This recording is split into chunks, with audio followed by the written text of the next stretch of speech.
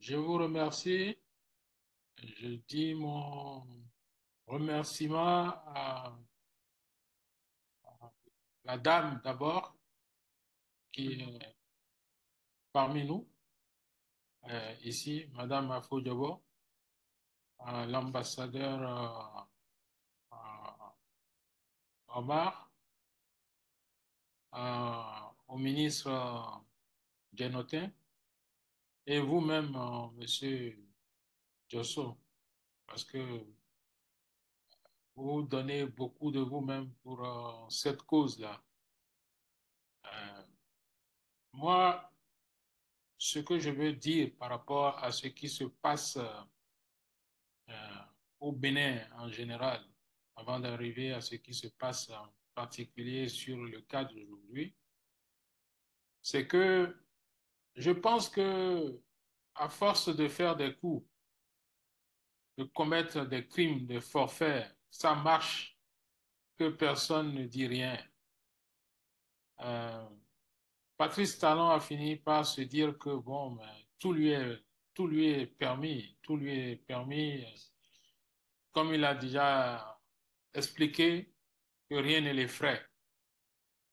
Alors il peut traverser la frontière, rentrer sur les territoires étrangers, aller kidnapper nuitamment ses concitoyens à qui il reproche de prendre la parole et de marquer leurs différences par rapport à, au point de vue qui est le sien. Vous voyez, j'ai vu une vidéo circuler il y a de cela moins d'une semaine, qui a été une vidéo de propagande du, du, du régime de Patrice Talon, où on a montré en quelques minutes des fleurs qui ont été plantées tout le long des routes avec quelques éclairages, des routes asphaltées. Et puis il y avait donc en fond sonore la voix de Patrice Talon qui expliquait que pour développer le Bénin, en résumé, je veux dire, pour développer le Bénin, il fallait mettre sous le tapis les droits élémentaires des humains. Il fallait nous, nous refuser toutes sortes de droits, puisque au Bénin aujourd'hui, en 8 ans de règne, c'est que nous sommes résumés à n'avoir aucun droit. En fait, c'est de ça qu'il s'agit. Donc, Patrice Talon explique que selon lui, euh, le développement, ça passe par la confiscation de tout ce qu'il y a comme droit. Mais il n'est pas à son premier coup d'essai. Vous vous rappelez très bien qu'il était parti la dernière fois devant le MEDEF à Paris, où il expliquait qu'il ne fallait pas qu'on lui demande de faire la démocratie comme ça se fait en France. Et que lui, il ne peut pas faire le même type de démocratie, donc de lui permettre qu'il viole les droits de ses concitoyens. Je vais vous surprendre.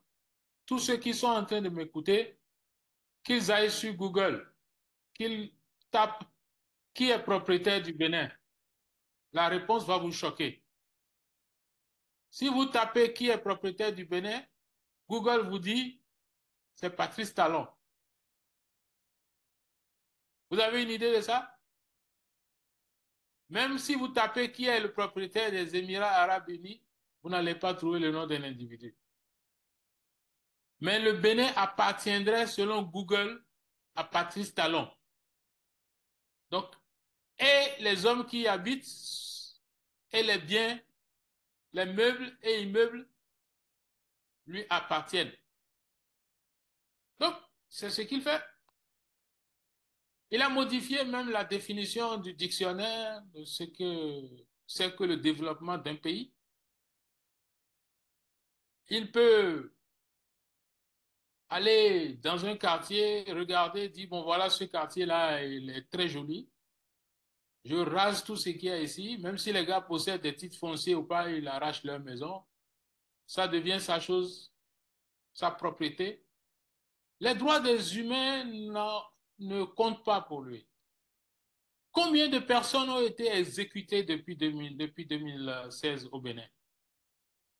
Combien de personnes ont été enfermées en prison juste parce qu'ils ont posté quelque chose sur les réseaux sociaux? La dernière fois, il y a un étudiant qui est mort menotté à un lit. Ce type, je crois savoir qu'il a passé presque 5 ans en prison.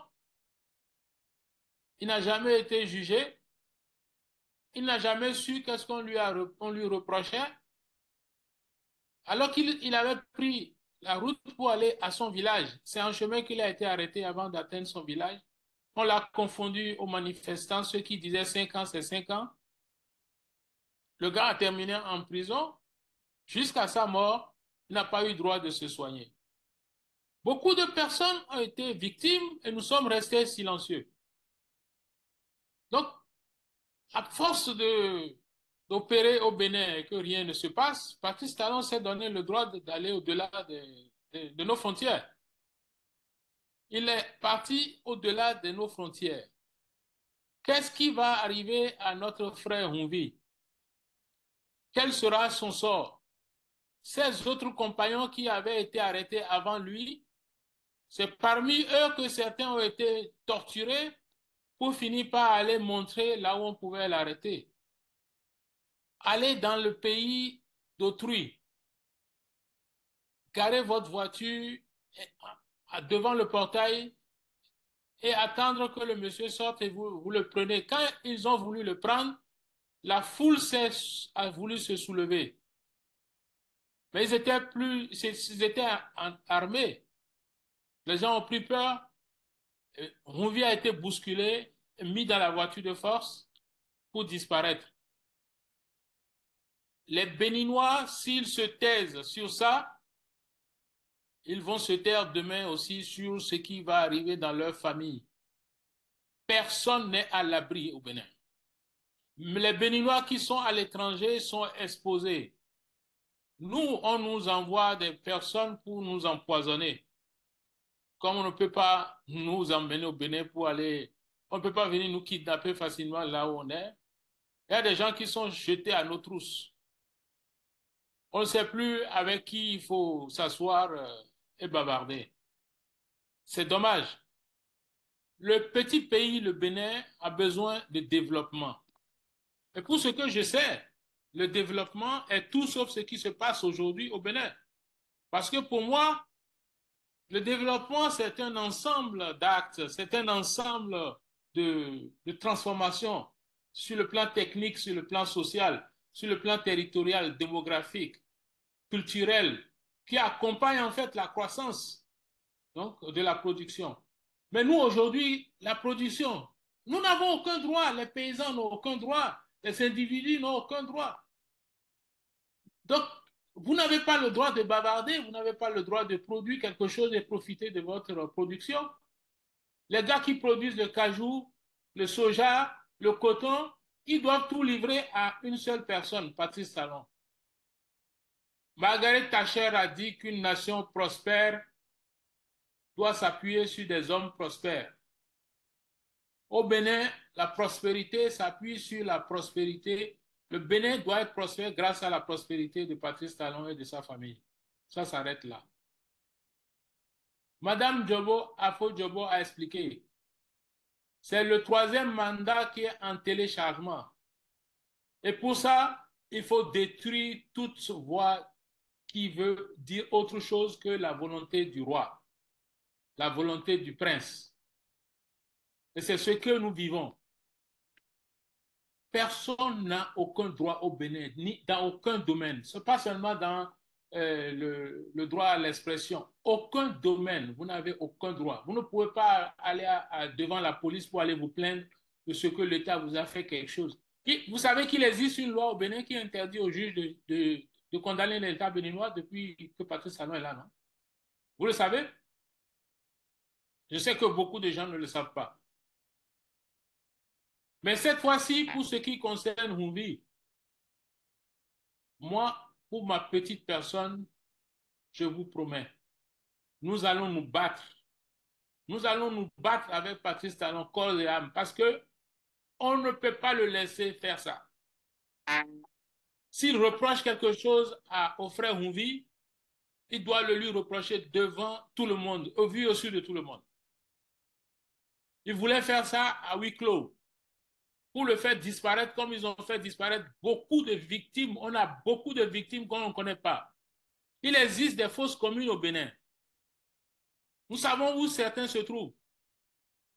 Ceux qui sont complices de Patrice Talon, il faut qu'ils s'apprêtent un jour à répondre de ça. Je ne veux pas monopoliser la parole pour ce que j'ai à dire. Il y a encore plus d'informations autour de Houvi, mais les personnes qui nous donnent les informations sont un peu en danger. Il faut aussi gérer l'information. Ce qui a été fait ce matin, c'était pour que le peuple soit au courant, l'opinion nationale et internationale soit au courant. Nous avons des démarches qui sont en cours pour rendre ce dossier international. Ça ne sera pas un dossier entre nous. Ça ne sera pas un dossier entre nous.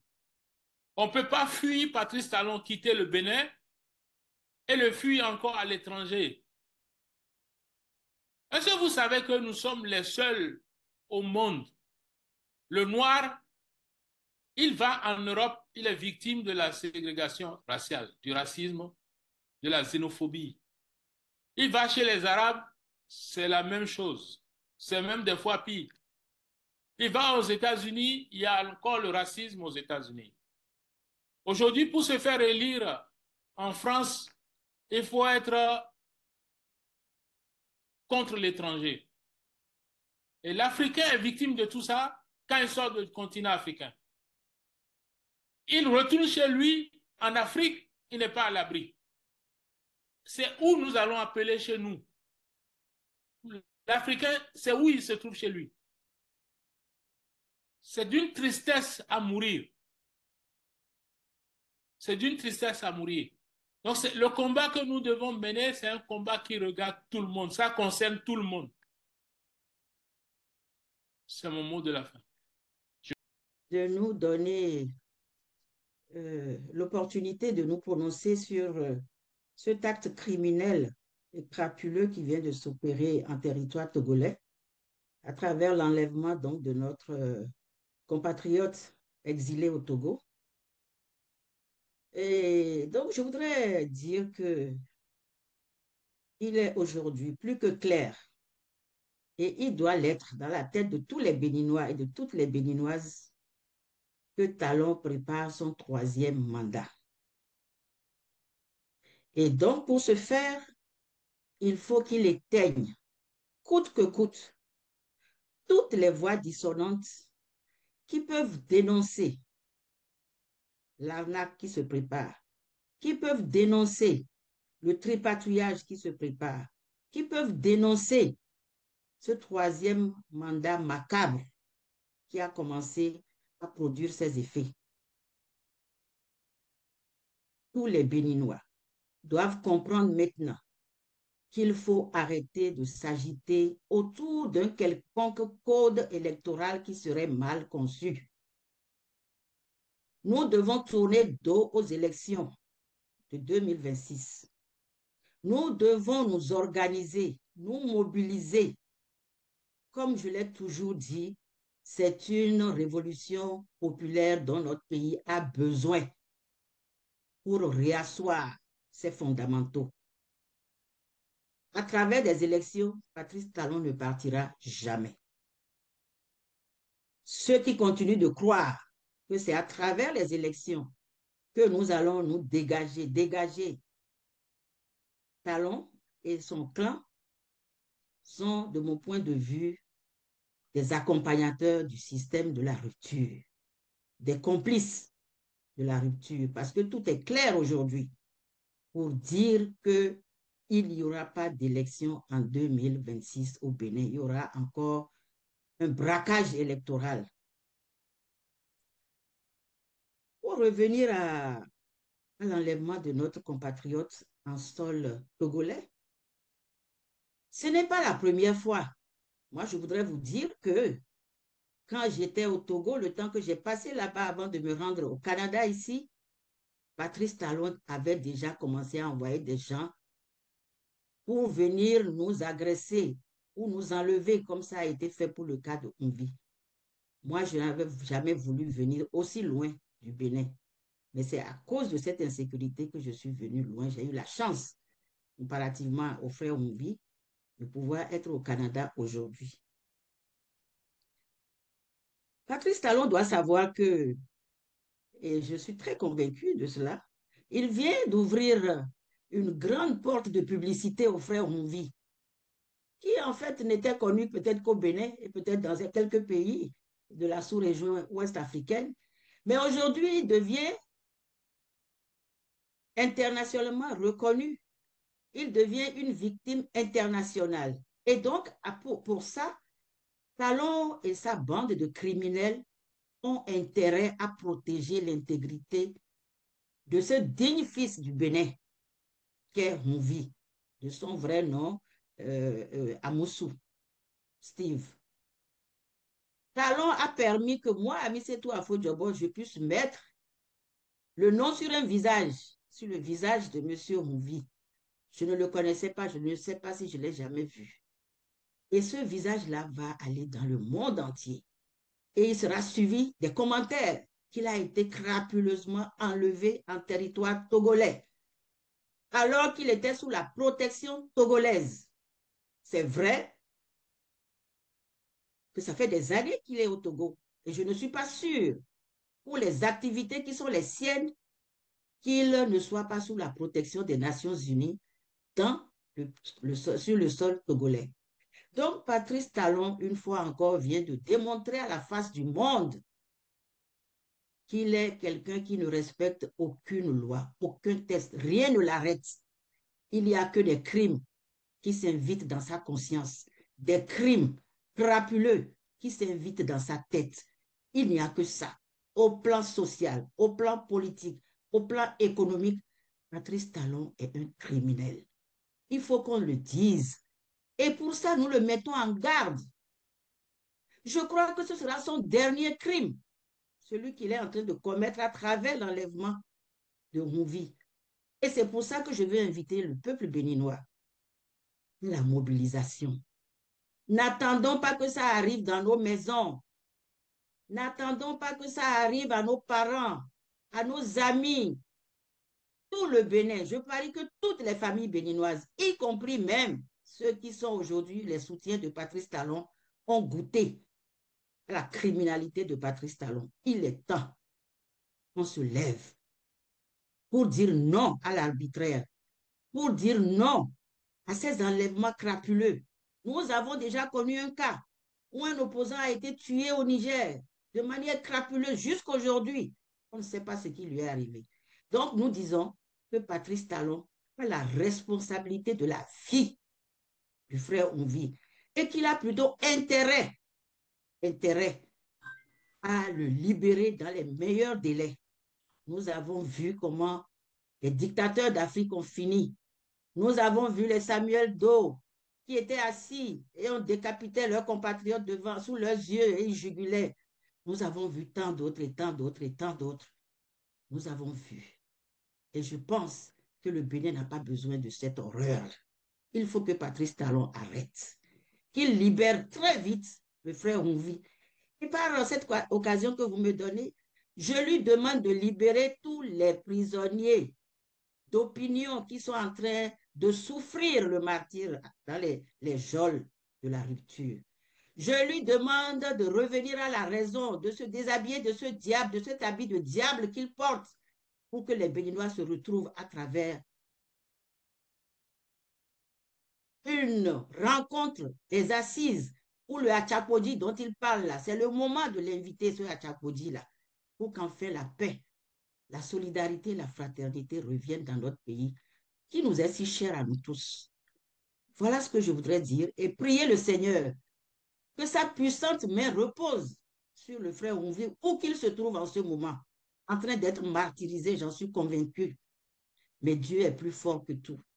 Quand Dieu n'a pas dit son dernier mot, l'homme est incapable.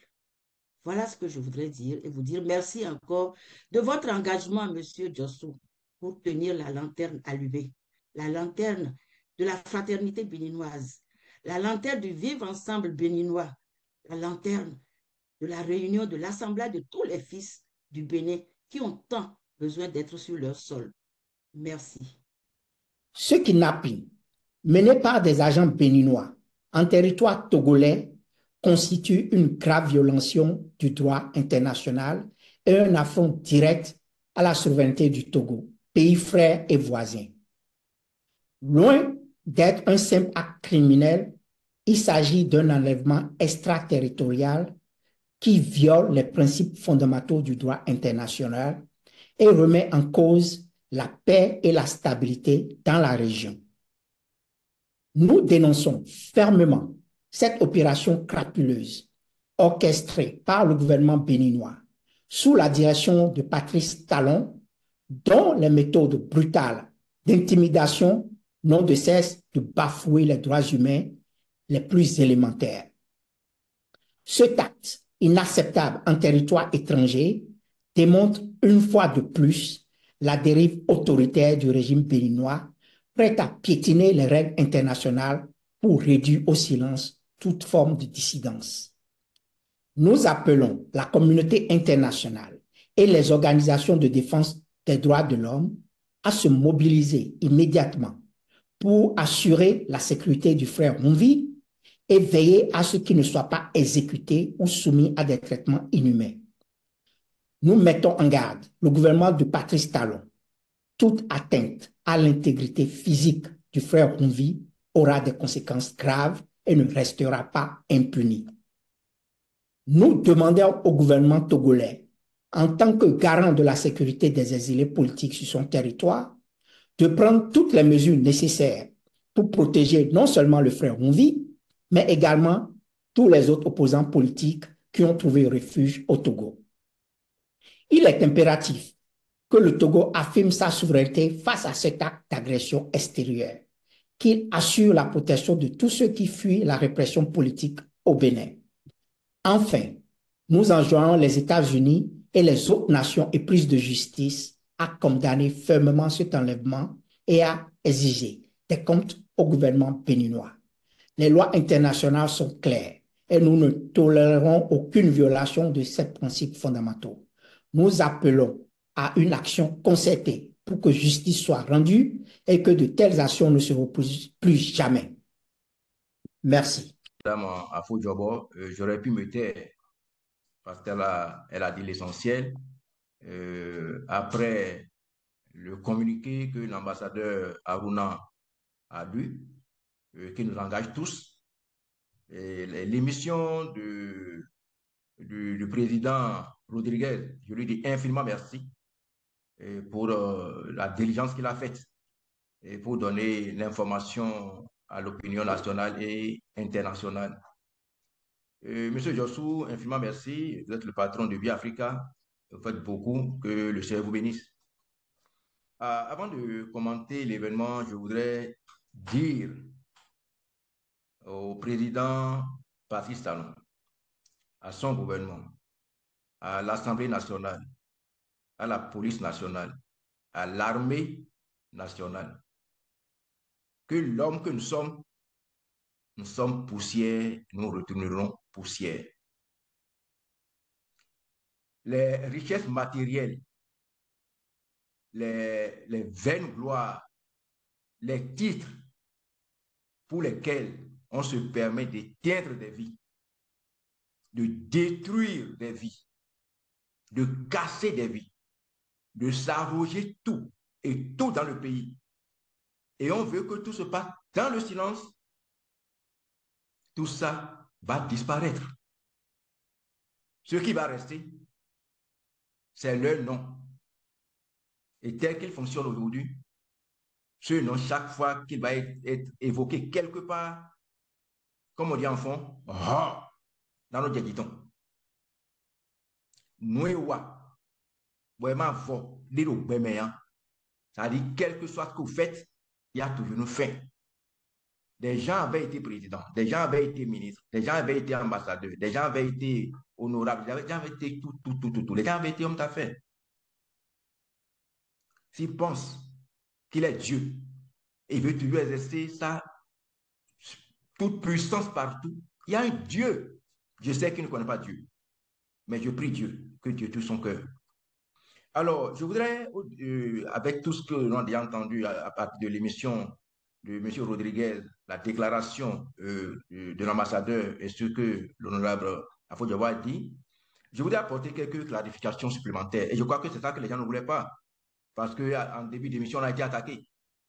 Heureusement qu'on a ces chaînes non conventionnelles, parce qu'on a voulu que tout se passe dans l'obscurité, on peut faire des gens ce qu'on veut. Vous savez, le frère Mouvi, qui a été kidnappé hier, comme on l'a si bien rappelé tout à l'heure, ça fait 8 ans qu'il est dans le combat.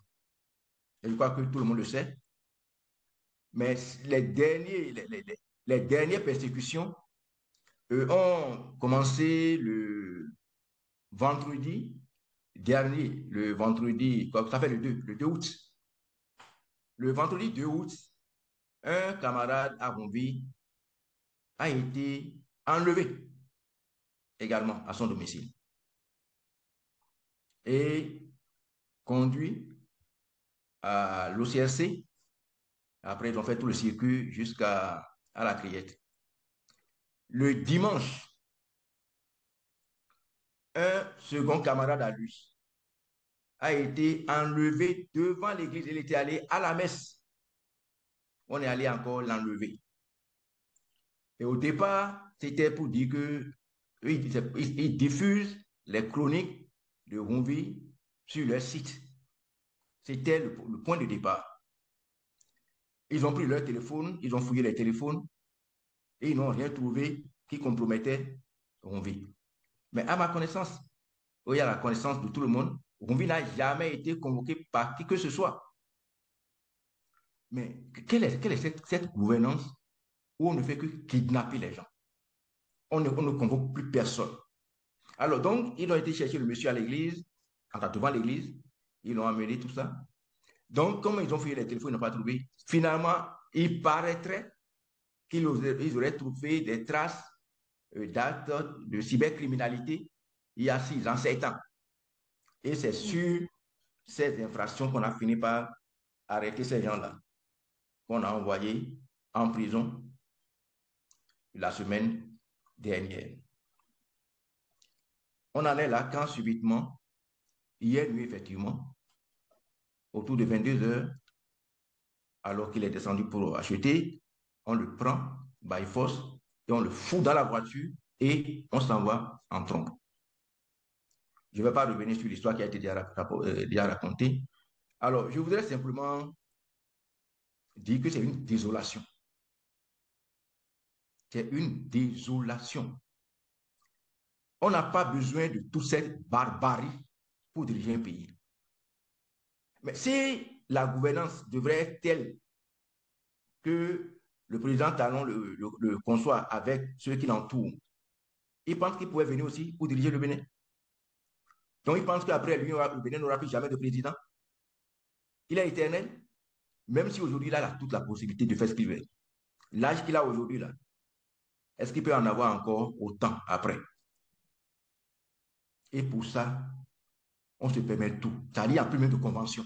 Comment on kidnappe les gens sur le territoire national? Les gens, on peut les multiplier. On tue les gens, il y a des tueries extrajudiciaires. Et tout le monde le sait. On va tuer dans les écoles, on va tuer dans les brousses, on va tuer dans tout ça là. Et il y a même des policiers qui sont même heureux, des chefs de la police, qui sont même contents de ces exécutions extrajudiciaires. Et comme si cela ne suffisait pas, on a poussé plus loin pour aller encore sur un territoire étranger, aller kidnapper un citoyen, oubliant qu'ils sont allés sur un territoire souverain et qu'ils ont violé. Ils ont violé. Mais ça dit, c'est incroyable quoi. Nous avons déjà des problèmes avec d'autres pays. On n'en a pas fini. Et on vient encore en ajouter.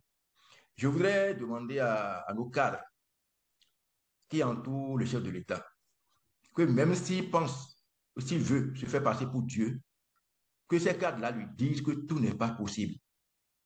Il y a des règles internationales qui régissent les relations. C'est au cadre, même les policiers qui se sont habillés en civil, je ne sais pas quoi, qui sont allés faire ces exécutions. C'est à eux de dire, président, la chose n'est pas possible. On ne peut pas aller chercher quelqu'un dans un pays étranger. Même ceux qui font déjà au pays là, ça va les rattraper tôt ou tard. Et j'en aurais fini momentanément parce que je dois revenir certainement pour dire la sécurité du frère Rouvi est totalement entre les mains. Dieu seul sait ce qu'ils ont déjà fait de lui depuis hier. Dieu seul sait ce qu'ils sont en train de faire avec les deux premiers. Je me demande si ce n'est pas, si là, ils ont torturé, ils ont fait des trucs là, qu'ils ont même pris les gens pour aller même aller le chercher, tout ça. Dieu seul sait ce qui s'est passé. Mais tout le monde sera comptable des actes qu'il a posés. Tout le monde sera comptable des actes qu'il aura posés. Parce que ils ne seront pas indéfiniment chefs. Il ne sera pas indéfiniment président lui-même. Les ministres ne seront pas indéfiniment ministres. Les députés, les policiers, les militaires, tout ça là. Et chacun va payer pour ce qu'il a fait. Même si nous, les humains, aujourd'hui, ils pensent que nous n'avons pas la capacité de le faire quelque chose, la nature ne va rien crédit, comme le dit. Qu'on croit en Dieu ou pas, on doit tout payer. Donc, j'en appelle à tous ceux qui se réclament de partis politiques, de responsables politiques. À ce niveau, je ne fais même pas de distinction entre la mouvance et l'opposition. Parce que, rassurez-vous, hein, la situation devient suffisamment dangereuse, suffisamment grave, que personne n'est à l'abri. Même ceux qui sont avec lui, qui sont au gouvernement, qui sont à ses côtés dans les institutions de la République. Aucun de vous n'est à l'abri. Parce que ça devient une folie. Ça devient une folie. Il va vous poignarder et c'est après que vous allez vous rendre compte que vous êtes déjà mort. Personne n'est à l'abri. Parce qu'en réalité, un État, il y a des règles. Il y a des trucs qui sont conventionnels, qui sont internationalement reconnus. Ça dit, c'est pas possible, on ne se lève pas pour faire d'un pays ce qu'on veut. Et il a dit, oui, que bon, quand on a lui élu quelqu'un, pourquoi on va l'empêcher de faire ceci, de l'aider? C'est pas possible, c'est pas vrai. Il y a des conventions, il y a des règles. Mais on peut fonctionner comme si aucune règle n'existe. Bon, on a droit de vie et de mort sur tout le monde, à tout moment. Chers amis, donc je lance un appel à toutes les autorités confessionnelles, religieuses, nos chefs traditionnels, tout le monde pour dire halte et lui dire de savoir raison garder. Ceux qui se cachent et qui disent ah il est gay, nado ah, ndo ibe dieu ta win so, mi do igbe o mi do so mina quoi mina ku. Do a chaelo wadi.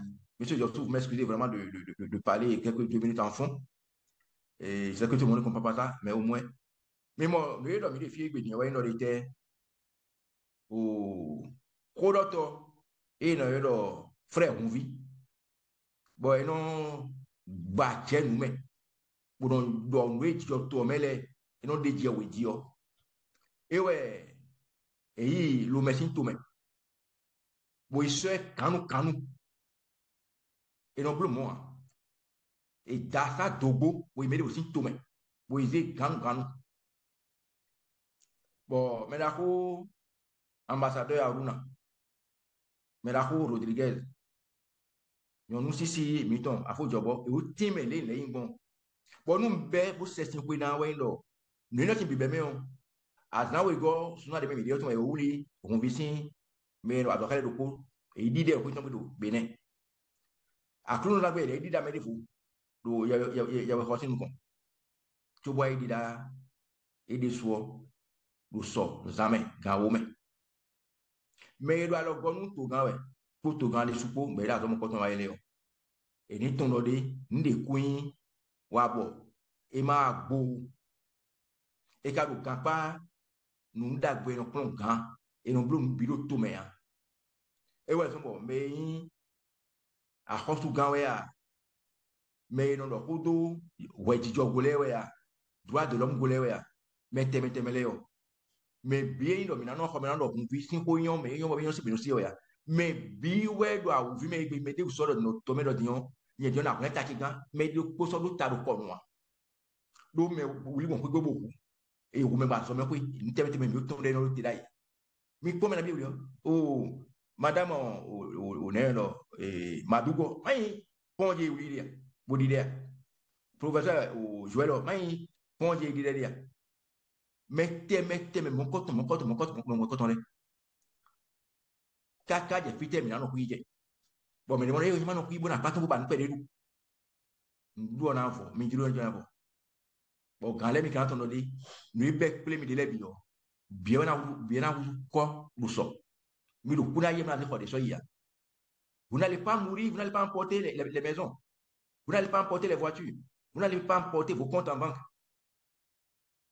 La vie est sacrée, c'est consacré par la conscience, c'est consacré par tous les accords, tous les instruments juridiques internationaux. On ne peut pas continuer à bafouer la vie humaine de cette façon-là, parce qu'on a un pouvoir éphémère. Libérez, on vit. Libérez tous ceux que vous prenez en otage. Je vous remercie.